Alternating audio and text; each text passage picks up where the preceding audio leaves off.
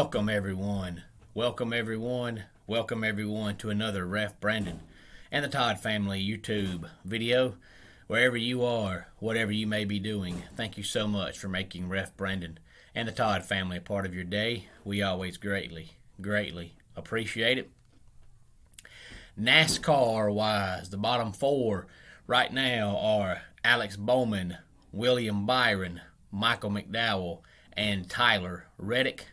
Tomorrow night is the first round of eliminations, and those are the bottom four. So more than likely, unless something drastic happens, unless one of those four drivers win, they will be the first four eliminated after tomorrow night's elimination race.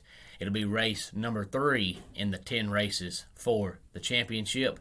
And speaking of NASCAR, they released next year's NASCAR schedule, and I like the fact that they change up the schedule every year.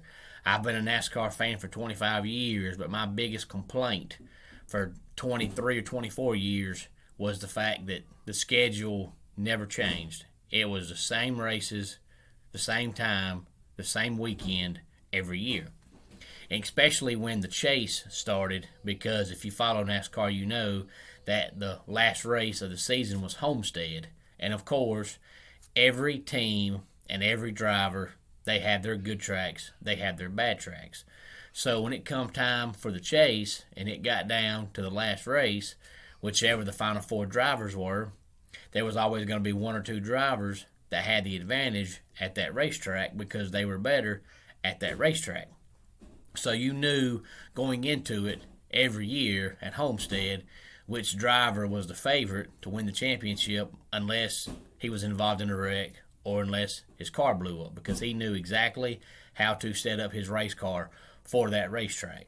But now they pretty much wrap up the season every year with a different race, and I think that's good. Well, next year's schedule looks drastically different. They're going to be racing on Easter for the first time since 1989. And speaking of Homestead, when they removed it from the final race of the season, it's been moved up to summertime. Next year, it returns back to the postseason after 2 years away. I believe it's going to be in October next year. It's been held in the summertime the last 2 years. Daytona, of course, the 500 will be on February the 20th, and the Clash, which is going to be held on February the 6th, will be at Los Angeles Memorial Coliseum for the first time ever. And their bye week next year is going to be on Father's Day weekend, which we know is always the third Sunday in June, which is about the time they transition from Fox over to NBC. So that's just a few of the news and notes in the world of NASCAR. College football wise, tonight we've got 2 games on the docket.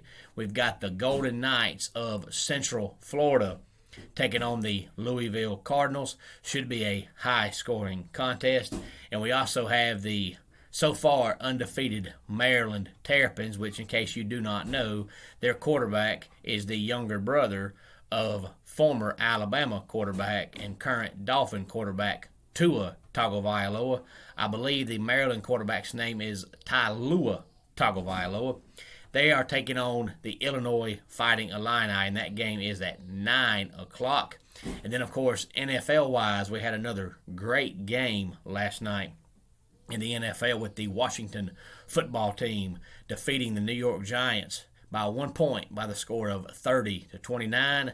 They kicked a field goal as time expired. And, of course, last Thursday night, the Bucs beat the Cowboys there at the very end. So far this year, the first 2 Thursday night games have been tremendous. Maybe that's a sign of things to come this year for the NFL as far as Thursday night games are concerned, because the last few years, the Thursday night games, somehow, some way, they do these schedules before the season, and they look like they're going to be good games, but then come season, it's always one really good team against one pitiful team.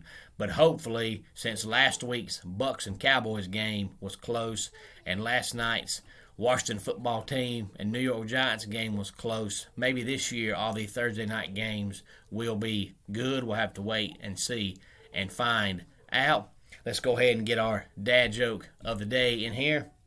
100 years ago, everyone owned a horse and only the rich had cars.